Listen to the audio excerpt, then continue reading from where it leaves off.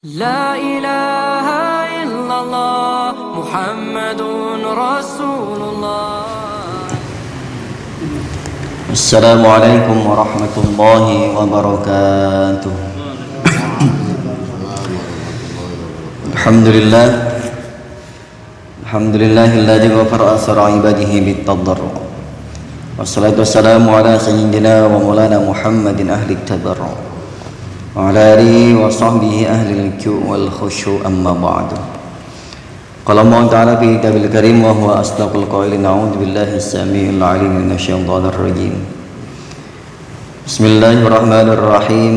وأقيموا الصلاة وآتوا الزكاة واركعوا مع الراكعين. قال الله تعالى أيضا: حافظوا على الصلوات والصلاة الوسطى وقوموا لله قانتين. وقال النبي صلى الله عليه وآله وسلم: حبب إلي من الدنيا ثلاث، أي حبب إلي من دنياكم ثلاث. وقال في الأخيرة: حبب إلي من الدنيا النساء والطيب وجعلت قرة عيني في الصلاة. Sanad Al-Imam Ahmad. Sadaqallahu aladzim wa sadaqa rasulun nabiyul habibul karim wa nahnu ala dzalika minasyahidin wa syakirin walhamdulillahi rabbil alamin. Ma'asyiral muslimin wa jumratul mukminin, puji serta syukur kita panjatkan kehadirat Allah Subhanahu wa taala atas segala nikmat, rahmat dan karunia-Nya. Alhamdulillah pagi hari ini tadi sempat guyur hujan sebentar, semakin menambah adem suasana. Cuaca di pagi hari ini sejuk rasanya, sebagaimana kondisi hati dan iman kita. Alhamdulillah, karena kita baru saja mendapatkan sesuatu hal yang lebih baik daripada dunia beserta isinya. Alhamdulillah kita gapai pagi hari ini, kita sempurnakan dengan kita lanjutkan dengan kultum. Jamaah rahmatullah, melanjutkan keistimewaan salat. Kemarin sampai pada Anil Hasan Al-Basri rahimahullahu ta'ala anna Rasulullah sallallahu alaihi wasallam qala: awwalu ma yuhasabu bihil amdu yaumil qiyamah as-shalah, fa in kana qad atammaha hawana alaihi al-hisab, wa in kana qad intaqasa minha syai'an qala Allah ta'ala lil malaikah hal li 'abdi min tatawwu fa atimmul fariidah min at-tatawwu'in tamma jaral 'abdu jami'al amal ala hisabi dzalika wa yuqalu man dawama ala shalawatil khamsi fil jamaah a'tahullahu ta'ala khamsa hisal. Awaluha yarfa'u anhu dhayqul 'aish wa yarfa'u anhu 'adzabal qabri wa yu'ta kitabahu bi yaminihi wa yamurru ala siratikal barqil khatif. Jemaah sekalian, dari Hasan Al-Basri rahimahullahu ta'ala alaih dikutip dari hadis dari Rasulullah sallallahu alaihi wasallam qala: awwalu ma yuhasabu yaumal qiyamah, mula-mula yang pertama kali akan dihisab bihi al-abdu, pada seorang hamba yaumal qiyamah, di hari kiamah adalah as-shalah, salatnya. Jadi salat menjadi kunci dan juga menjadi pokok utama yang nanti akan Allah tanyakan sebelum yang lain-lainnya, bahkan sebelum kaki kita melangkah ke fase-fase berikutnya.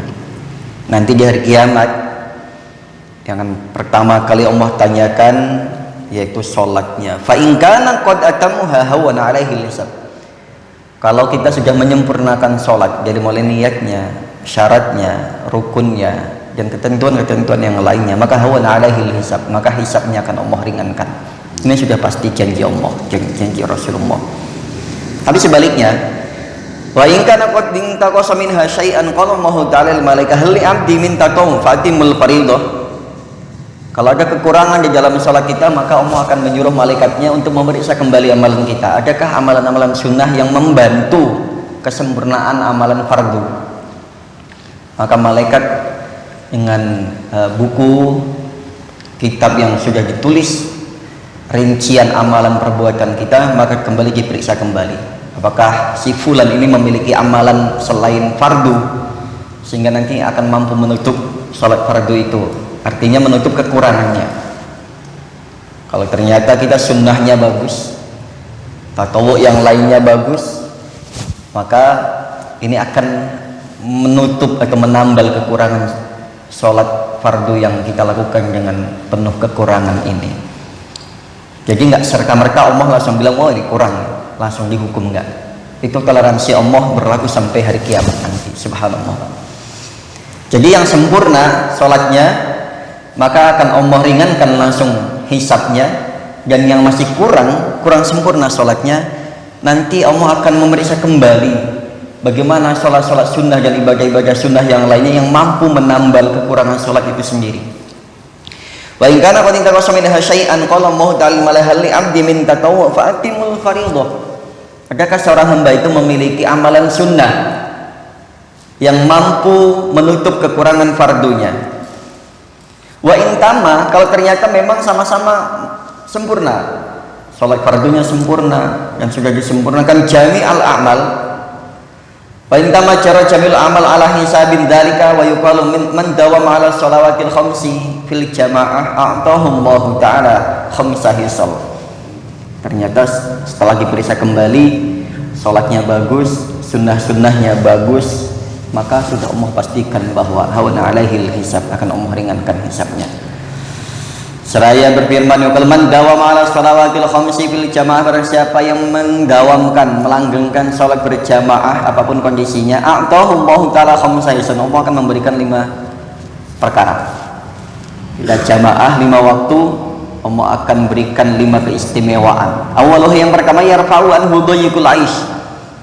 Yang pertama akan Allah angkat kesempitan dalam hidupnya. Ini sudah pasti, ini janji Allah ya, dan janji Rasulnya. Siapapun orangnya yang mendawamkan, mengistiqomahkan sholat berjamaah, ini baru sholatnya saja, belum wiridannya, belum dikirannya, belum ditambah kultumnya, taklimnya, belum ditambah ngopi-ngopinya. Luar biasa. Itu bagian daripada bonusnya nanti. Yang pertama kan Allah akan yarfa'u anhu dhayyikul aish. Allah akan mengangkat kesempitan dalam hidupnya. Berarti sholat menjadikan jaminan bahwa kesempitan, kesulitan hidup kita akan Allah angkat. Yarfa'u anhu dhayyikul aish. Jadi kalau kita masih mengalami kesusahan, berbagai macam masalah dalam hidup kita, sekali lagi mohon maaf, coba periksa kembali sholatnya.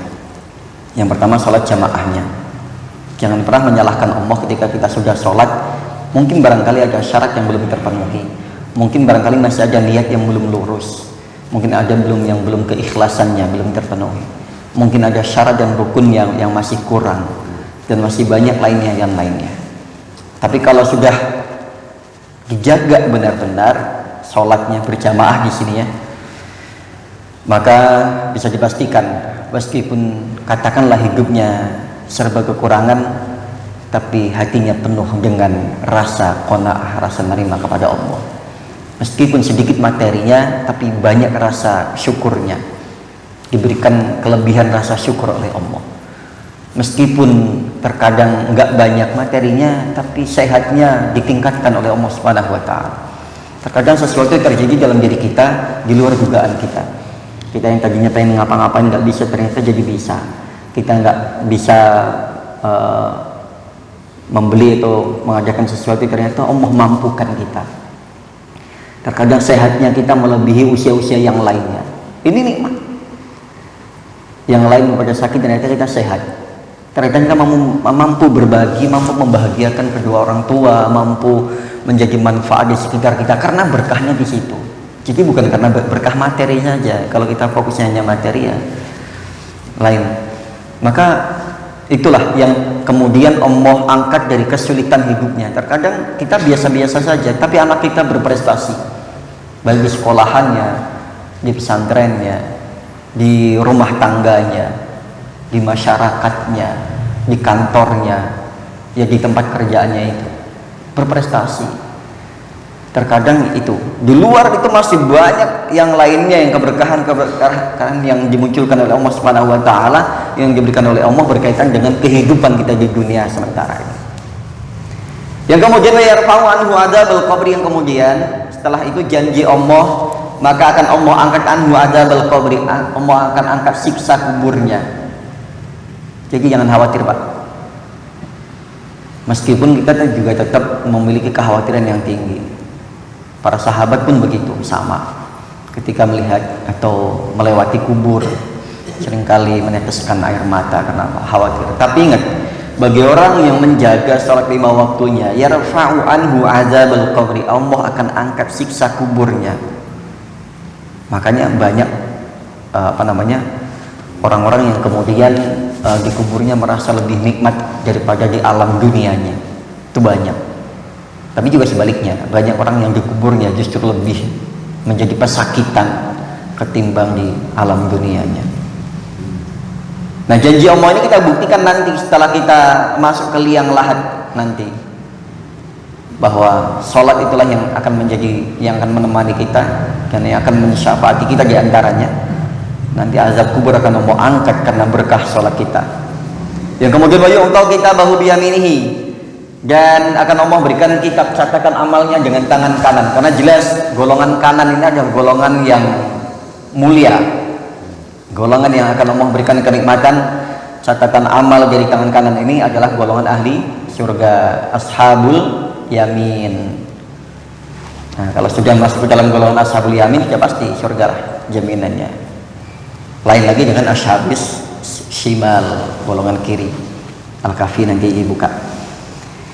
Wa yamuru ala sirati kal barqil khatif, dan berkah daripada sholat itu sendiri adalah seorang akan mampu meniti jembatan siratal mustaqim kal barqil khatif, secepat kilat menyambar, secepat cahaya, kecepatan cahaya luar biasa.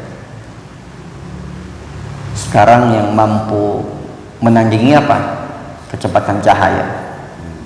Nah, itu nanti orang-orang yang jamaah kan seperti itu. Idkhilul jannah bighairi hisab, dan Allah akan masuk dalam surga tanpa hisab. Dan keistimewaan yang berikutnya adalah Allah akan masukkan ke dalam surga tanpa hisab. Artinya tanpa banyak dikoreksi lagi nanti karena sudah jelas amalan perbuatannya. Kalau kita kan biasanya gitu. Kita di dunia misalkan mau rekomendasi siapapun, saya Pak jaminannya dia orang baik, gitu kan. Paling cukup misalkan CV-nya saja yang diperlukan sebagai syarat masuk misalkan. Tapi saya jamin Pak dia orang baik, saya kenal persis dengan dia. Nah, kalau Allah sudah kenal persis dengan kita, maka janji Allah ini bukan hal yang mustahil Pak. Allah sudah tahu kita, tinggal bilang saja sama sirat, sama neraka, sama makhluk-makhluk yang lainnya, dia hambaku yang soleh, biarkan dia masuk, nggak usah perlu dikoreksi lagi, nggak usah perlu diperiksa-periksa lagi. Itu hak Allah. Kalau ternyata memang hubungan kita dengan Allah istimewa, terlebih sholatnya ini, sholat kita istimewa, pasti akan Allah istimewakan kita. Makanya wajar nanti ketika yadkhulul jannah bighairi hisab, tanpa hisab. Itu hak Allah. Nanti kalau masukkan kita ke dalam surga, silakan masuk. Tapi gimana ya Allah dengan pemeriksaan malaikat lewat aja? Ini ada stempel, jadi saya resmi bawa ini stempelnya, sampaikan ke mereka lewat izin. Kan begitu kalau orang istimewa. Ada pemeriksaan, kalau orang pejabat kan tinggal gitu aja tunjukin. Saya bintang 1, bintang 2 dan lain sebagainya. Saya udah dapat mandat dari presiden. Tinggal gitu. Allah sudah melegalkan saya nih, nyuruh saya lewat ini bawa surat tugasnya. Oh siap, langsung. Jadi nggak pakai basa-basi lagi, itu wajar. Itu hal itu banyak sekali nantinya. Di antaranya adalah para nabi, para orang-orang soleh setelahnya, dan juga sebelumnya. Nah, ini jamaah sekalian, bisa jadi kalau orang-orang yang sholat jamaah sebagaimana janji Allah betul di sini. Ya dukhulul jannah biwari. Nggak usah ragu, yakin. Selama kita meyakini bahwa sholat kita istimewa, nggak asal-asalan. Kalau asal-asalan nanti perisannya berat. Sebaliknya, wa man tahawana bis shalatil khams bi shalawatil khamsi fil jamaah aqabahu Allahu ta'ala bi 12 khaslatan.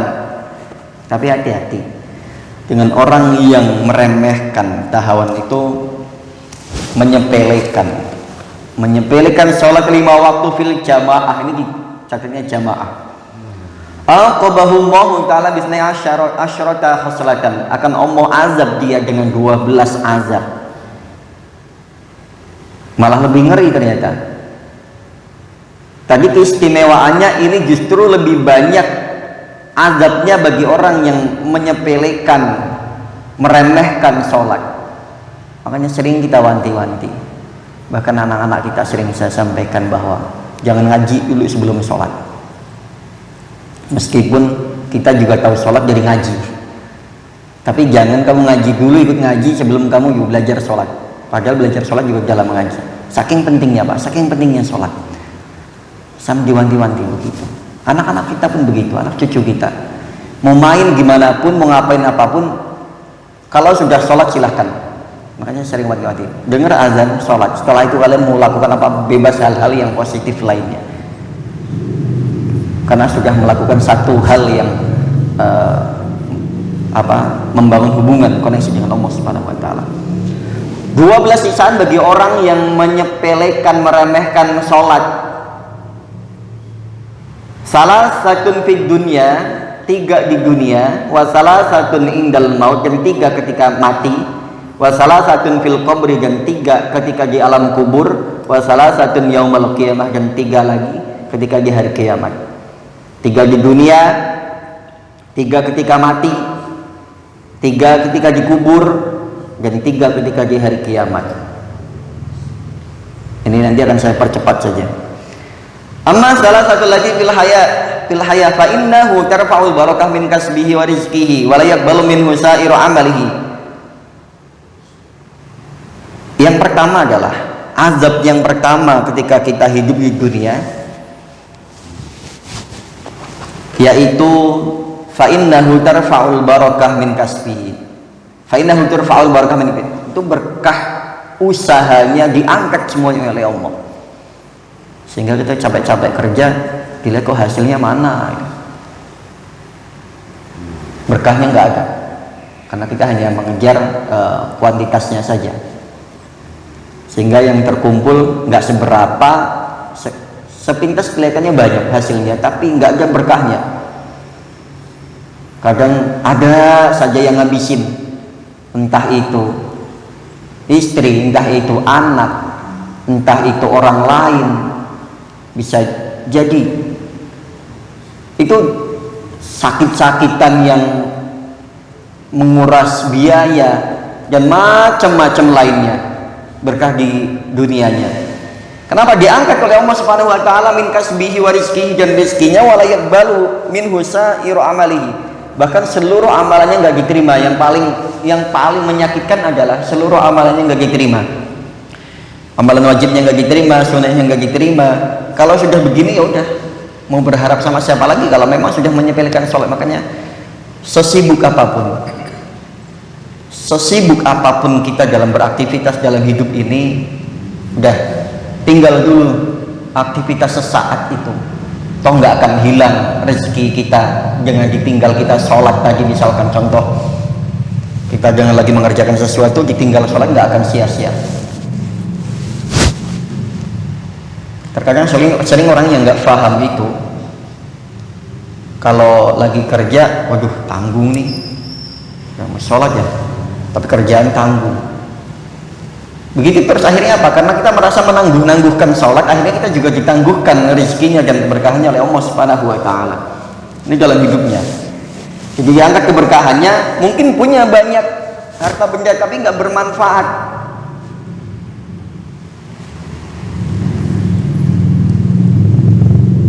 Dan juga dicabut oleh Allah kebaikan min wajihi wa yakuna baghidhan fi qulubin nas, dan juga dia dibenci oleh orang-orang di sekitarnya. Sepintas kelihatan orang baik tapi banyak yang nggak suka. Sepintas kelihatan soleh tapi banyak orang-orang kok jadi nggak suka. Kenapa? Ada faktor lainnya. Kenapa? Karena diantaranya mungkin dia hanya soleh sosialnya saja, tapi hubungan dengan Allah akhirnya karena dicabut keberkahannya, akhirnya dia di hadapan orang-orang jadi nggak disukain juga. Ini diantaranya mungkin barangkali. Jadi orang-orang pada nggak suka dengannya, sehingga malas juga berbuat baik dengannya, malas kasihan dan lain sebagainya. Atau sebaliknya, dia ditanamkan kebencian terhadap orang lain, sehingga dia juga nggak suka sama orang ini, nggak suka sama ini, nggak suka, serba salah orang di mata dia. Wa amal lati indal maut, adapun yang tiga ketika mati, ketika meninggal, fataqidu ruhahu akshan ja'ian wastadzu naz'ahu. Yang ketika mati yang paling mengerikan lagi adalah kita dicabut ruhnya oleh Allah Subhanahu wa taala, malaikat maut akshan dalam keadaan kehausan, ja'ian dalam keadaan kelaparan. Banyak loh orang-orang yang sebelum meninggal pengennya minum terus, pengennya makan terus, dan itu nggak akan mengenyangkan. Bahkan sebelum meninggal itu yang dipikirin adalah makanan, minuman dan lain sebagainya. Dan itu banyak sekali kejadian di sekitar yang nggak di kita lah, di dunia ini. Wa istadu naz'ahu, kehausan, kelaparan, dan sangat pedih sekali ketika nazaknya, ketika sakaratul mautnya. Banyak orang yang sampai gelimpangan, sampai ke sana kemari ketika mau dicabut ruhnya dalam kondisi mengerikan sekali. Ini pernah terjadi di salah satu murtad, orang murtad yang pernah dulu Islam, yang katanya dulu katanya ustadz, tapi dilihat dari cara ngajinya nggak yakin juga saya. Itu mungkin framing aja kali. Kelihatannya sih masih mentah ya, tapi dulunya Islam, dan setelah keluar dari Islam kemudian dia menjelek-jelekan Islam. Ketika mau matinya itu sakaratul mautnya itu sampai berhari-hari. Ini diantaranya salah satunya karena dia setelah murtad otomatis dia tidak lagi sholat. Maka nazak itu akhirnya sakaratul maut ketika menjelang dicabut nyawanya. Ini sangat parah sekali, sehingga banyak orang yang tidak kuat melihatnya. Wa malati fil qabri, adapun yang dikubur, famas alatul munkar wa nakir wa zulmatul qabri wa dhayiquhu. Ketika dikubur, ini yang masalah paling besar ketika dikubur adalah pertanyaan munkar dan nakir, berhadapan dengan mereka berdua. Ini adalah satu musibah bagi orang yang tidak salat berjamaah. Musibah besar tadi di dunia ketika mati, ini dikubur. Masalah besar berhadapan dengan dua malaikat penjaga kubur ini kita bisa bayangkan, Pak. Kita di dunia aja seringkali kita takut dengan atasan kita. Kita juga sering membicarakan hal-hal mistis, horor yang lainnya yang serem-serem. Kita takut, diantaranya mungkin barangkali dari kecil kita pernah kita ditakut-takutin dengan setan. Tapi malaikat mungkar dan nakir adalah salah satu atau dua malaikat yang ditugaskan oleh Allah khusus di alam kubur ini. Dan nggak pakai perasaan, Pak. Siapapun orangnya yang masuk ke dalam kubur, maka kubur pernah menyampaikan, ma ana maudi wa hasabin wa nasabin innam ana maudu amalus sholih. Kubur itu bukan tempatnya orang yang berpangkat tinggi, status sosialnya tinggi di masyarakat atau pejabat atau siapapun, bodo amat. Maka kubur ini adalah ana maudu amalus sholih. Kubur ini adalah saya mengatakan bahwa saya adalah tempatnya amal soleh. Maka orang dari kalangan manapun, dari strata manapun, kalau memang dia amalannya soleh, banyak sholatnya dijaga, dia nyaman di sini.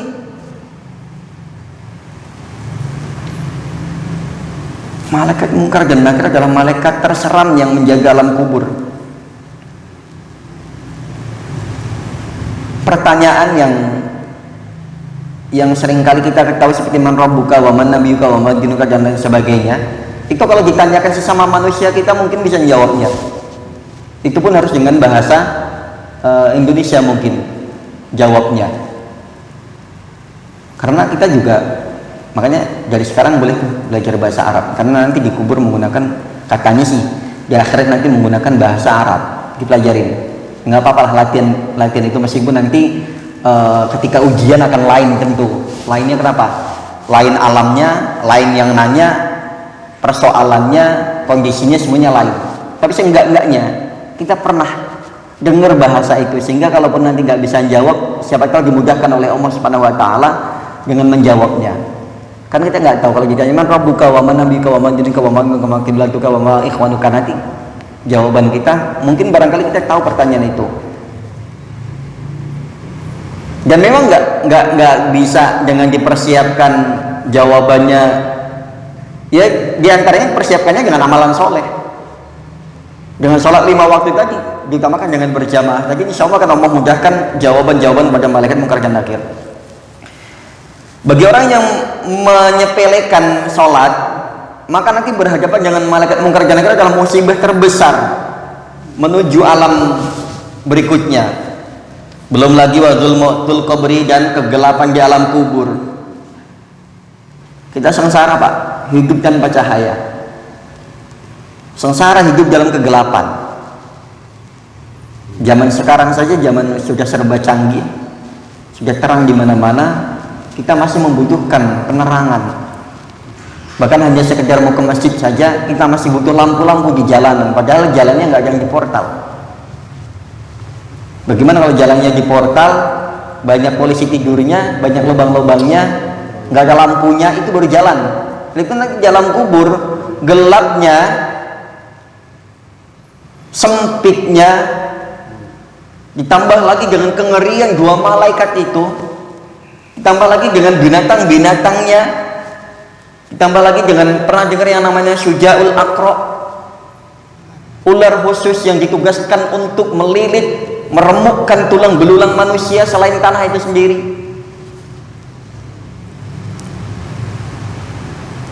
Jangankan binatang-binatang yang mengerikan itu, wong kulit kita saja dengan belatung-belatung udah habis. Ini zulmatul qabri, kegelapan kubur. Wadaiku hujan, termasuk sempitnya kubur, gelap, sempit, menyiksa. Siapa yang betah? Wong kita ke masjid terkadang kipas atau AC nggak nyala aja kita udah kegerahan. Ini di masjid loh, karpetnya empuk, tempatnya luas, lampu terang. Terkadang kita nggak kena angin aja, kita mulai kegerahan.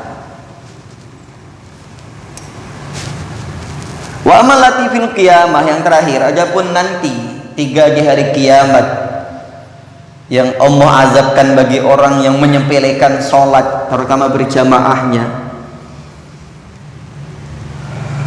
Fasiddatu hisabihi wa ghadabir rabbi alaihi wa uqubatillahi ta'ala lahu finnar. Permasalahan azab yang nanti di akhirat akan diterima bagi orang yang menyepelekan salat, yang pertama adalah syiddatu hisabi.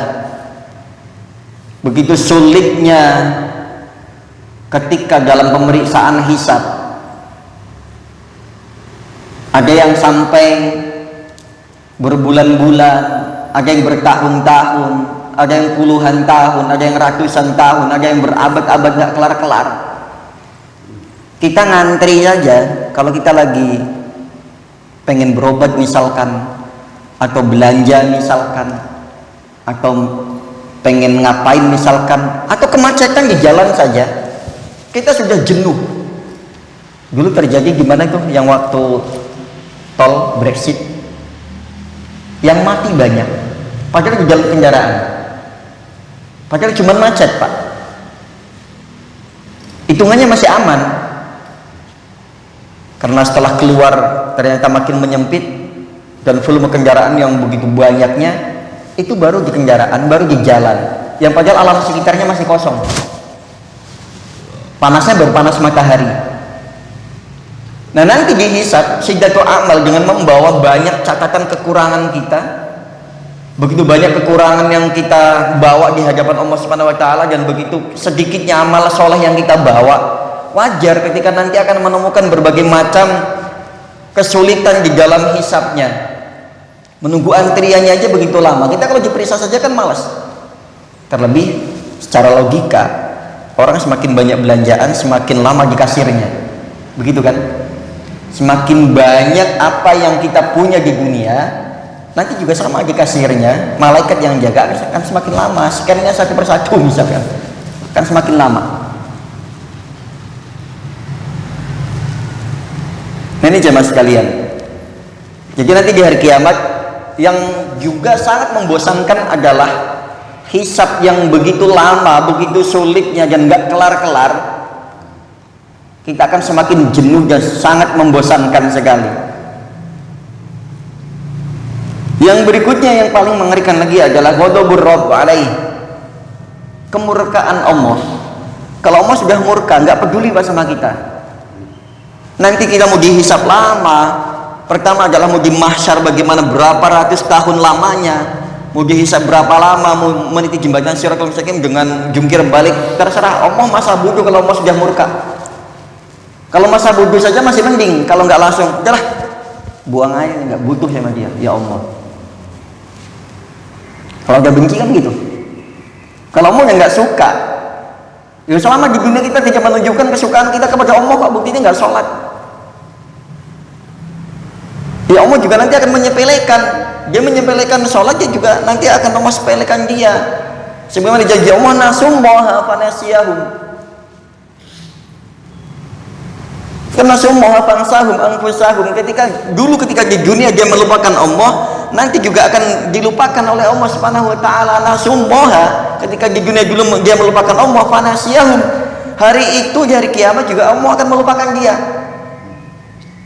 Dulu bodo amat, disuruh sholat, disuruh puasa, disuruh ngaji, nggak peduli. Ya Allah nggak peduli. Kamu siapa bahasanya gitu? Lo kok sekarang nuntut rahmat, nuntut minta dibebaskan? Dulu merasa nggak waktu di dunia kamu menjaga amal perbuatan yang saya perintahkan, saya perintah aja nggak mau, kan begitu? Kita kan kalau punya anak, logikanya anak yang penurut akan kita sayang, meskipun kita tidak boleh membeda-bedakan antara saya kasih sayang kepada anak. Tapi memiliki anak buah, teman yang enak diajak ngapa-ngapain kan kita seneng. Memiliki kredit poin sendiri kan Pak, punya teman ternyata gampang diajak begini, enak nih, sholat mau, diajak ngopi mau, diajak nongkrong mau. Tentu hubungan secara emosional lain dengan orang yang serba nggak mau. Wah ini susah dia mah, diajak sih begini susah, ini susah. Begitu kita kan. Nanti kalau orang yang gampang, kita juga kan gampangan. Dia lagi butuh, kita ada.